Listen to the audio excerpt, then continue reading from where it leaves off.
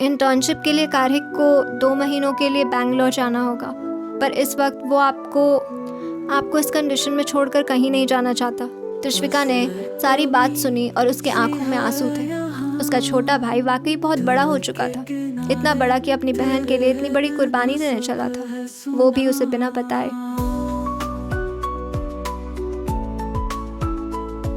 Hey Lilies, my name is Satyanshi and welcome back to my channel. Let's start the third chapter of Two Souls Written in Scars, Hindi version.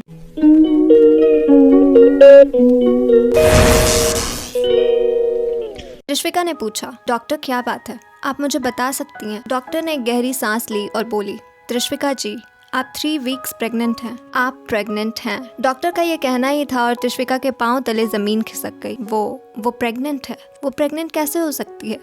अगर ये news उसे 2 दिन पहले भी मालूम हुई होती तो वो कितनी खुश होती, पर आज ये प्रेगनेंसी न्यूज़ उसके लिए एक शॉकिंग न्यूज़ थी। उसे समझ नहीं आ रहा था कि वो कैसे रिएक्ट करे। उसे खामोश देखकर डॉक्टर बोली, आप ठीक तो है ना?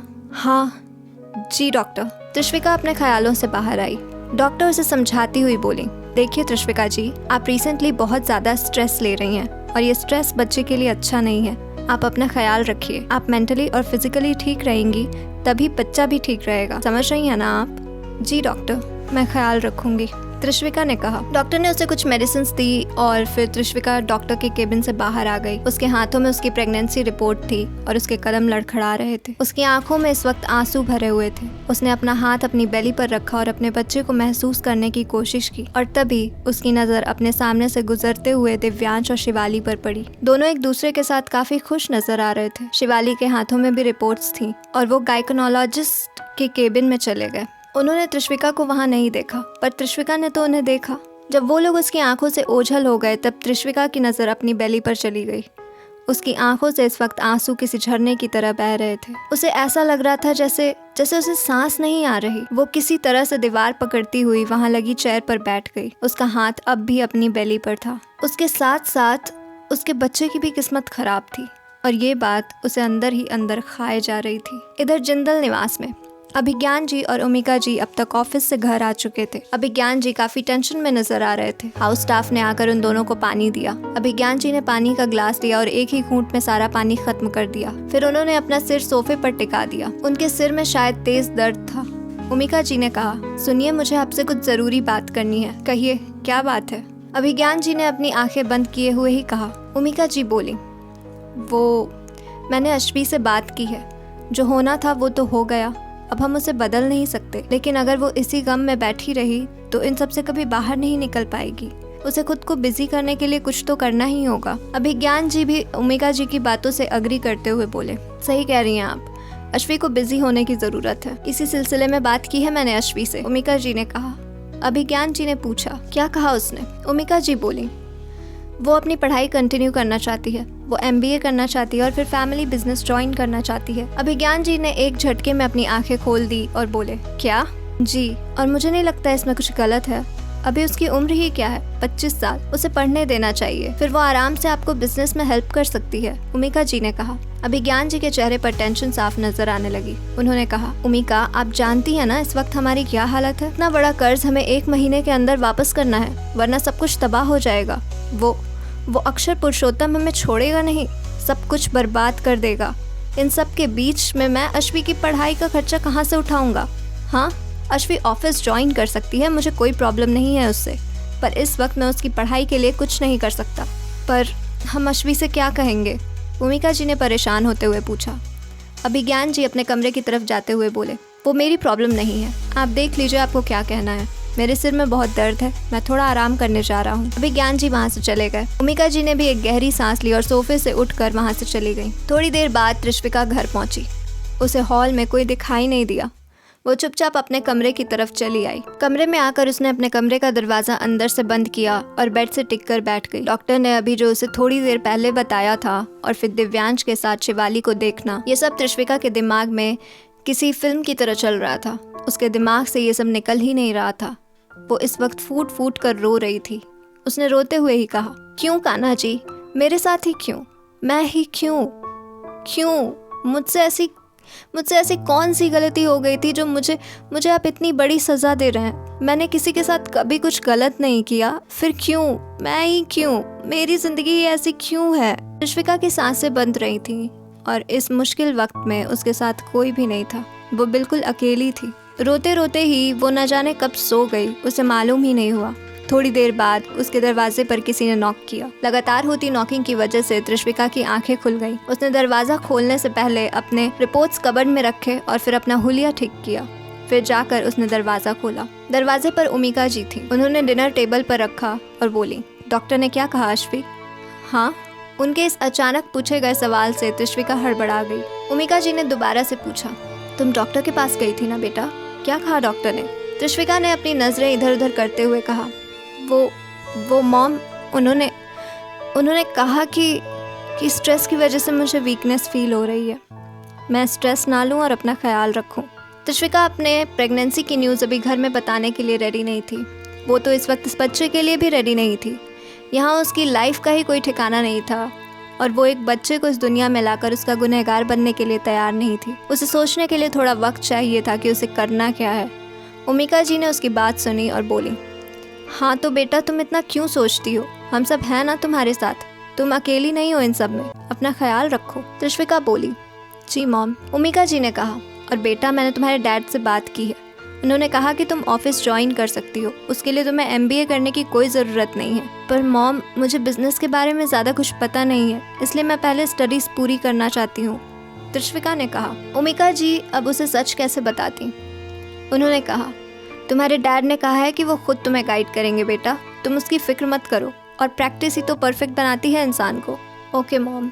त्रिश्विका ने आगे बहस नहीं की। उमिका जी बोली, डिनर कर लो वरना ठंडा हो जाएगा। त्रिश्विका, उमिका जी वहाँ से चली गई। त्रिश्विका ने दरवाज़ा वापस बंद कर दिया। उसने खाने की तरफ देखा भी नहीं और बालकनी में चली आई। हल्का हल्का अंधेरा होने लगा था। वो बस आसमान में निकले चांद को देख रही थी। कैसे 2 दिन में ही उसकी हंसती खेलती जिंदगी बिल्कुल तबाह हो गई थी। 2 दिन पहले उसने सोचा भी नहीं था कि उसके साथ कुछ ऐसा भी होगा, और तभी उसने बालकनी से कुछ देखा। कारहिक की कार वहीं बाहर मेन गेट पर खड़ी थी। त्रिश्विका को कुछ सुनाई तो नहीं दे रहा था, पर उसने कारहिक को निहारिका पर चिल्लाते हुए जरूर देखा। इधर कारहिक की कार जिंदल निवास पहुंची तो कारहिक और निहारिका कार से बाहर आ गए। निहारिका त्रिश्विका से मिलने आई थी, लेकिन अंदर जाने से पहले निहारिका ने कारहिक का हाथ पकड़कर कहा, कारहिक, तुम एक बार और सोच लो। तुमने बहुत मेहनत की है इसके लिए। तुम यूं ही ये इंटर्नशिप अपने हाथ से निकलने दोगे? कारहिक ने कहा, अब क्या सोचना है नेहा, मैंने डिसाइड कर लिया है, और तुम क्यों परेशान हो रही हो इतना? निहारिका ने कहा, क्योंकि मुझे तुम्हारे फ्यूचर की टेंशन है कारहिक। मैं नहीं चाहती कि तुम अपनी लाइफ बर्बाद करो। कारहिक पहले से ही डिस्टर्ब था, और ऊपर से बार बार निहारिका का उसे ये सब बोलना, वो एग्जॉस्ट हो चुका था। उसने अपना हाथ निहारिका के हाथों से छुड़ाया और चिल्लाकर बोला, तुम्हें एक बार में बात समझ नहीं आ रही नेहा?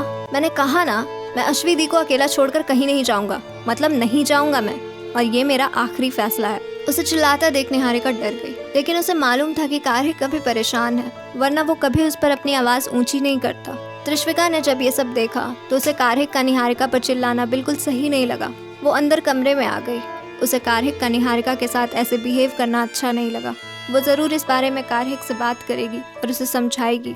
इधर कारहिक ने निहारिका को डरता देखा तो वो फौरन उससे माफ़ी मांगता हुआ बोला, I am sorry Neha, I am really sorry. मुझे तुम पर ऐसे चिल्लाना नहीं चाहिए था। प्लीज़ मुझे माफ़ कर दो। निहारिका ने कारहिक से कहा, अच्छा कोई बात नहीं, मैं समझती हूँ कारहिक, तुम परेशान हो। तुम फिक्र मत करो, अब मैं ये टॉपिक कभी नहीं उठाऊंगी।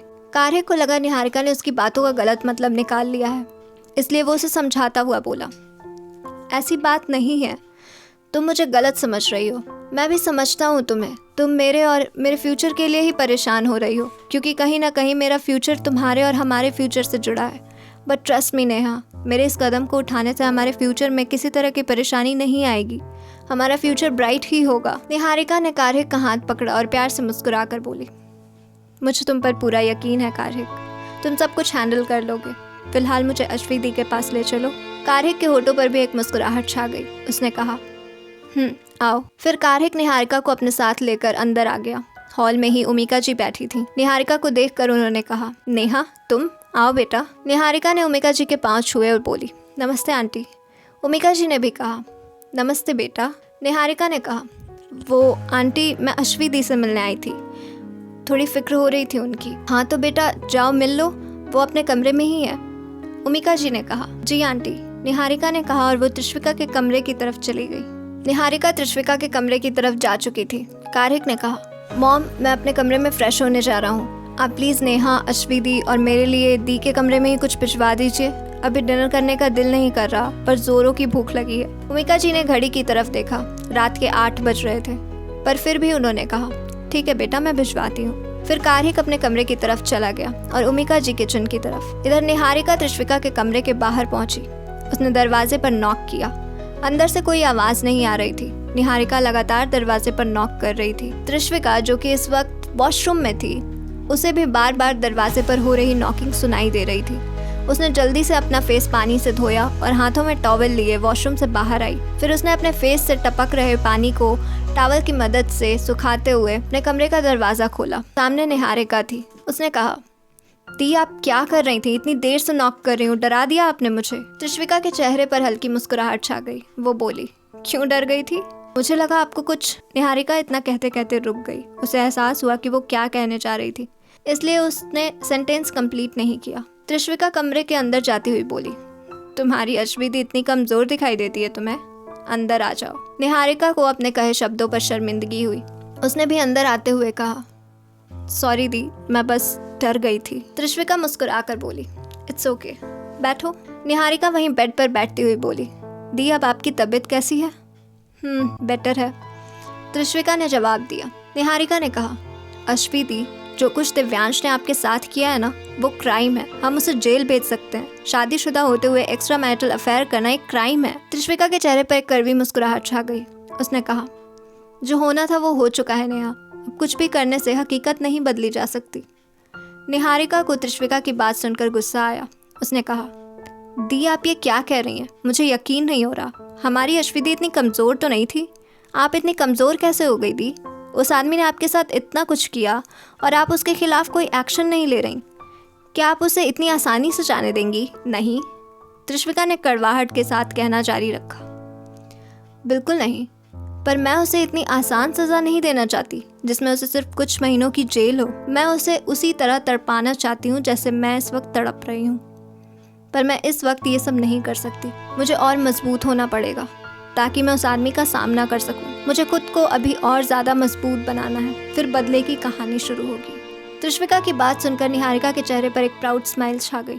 वो यही एक्सपेक्ट कर रही थी अपनी अश्वी दी से, और त्रिशविका उसके एक्सपेक्टेशंस पर बिल्कुल खरी उतरी। निहारिका बेड से उठी और उसने त्रिशविका को हक करते हुए कहा, अश्वी दी, आप सच में मेरी इंस्पिरेशन हो, मेरी रोल मॉडल हो आप। I am so proud of you. Trishvika ने उसके कंधे को सहलाया और कुछ याद करती हुई बोली, अगर मैं तुम्हारी इंस्पिरेशन हूँ तो तुम मेरे नक्शे कदम पर क्यों नहीं चल रही? क्यों खुद के लिए स्टैंड नहीं ले पा रही? त्रिशविका की ये बात निहारिका को समझ में नहीं आई, इसलिए वो त्रिशविका से अलग होती हुई बोली, क्या मतलब है दी आपका? मैं समझी नहीं। त्रिशविका ने निहारिका को वापस से बेड पर बिठाया और प्यार से पूछा, कारिक, मैंने आज बैल्कनी से उसे तुम पर बहुत बुरी तरह से चिल्लाते हुए देखा नेहा। क्या बात है? अब निहारिका की समझ में आया कि त्रिशविका आखिर उससे क्या बोल रही है। वो बात छुपाती हुई अपनी आंखें इधर उधर करती हुई बोली, नहीं तो ऐसी तो कोई बात नहीं है दी, बस हमारी छोटी सी लड़ाई हो गई थी बस। त्रिशविका ने निहारिका की भटकती हुई नज़रों में झूठ पकड़ लिया।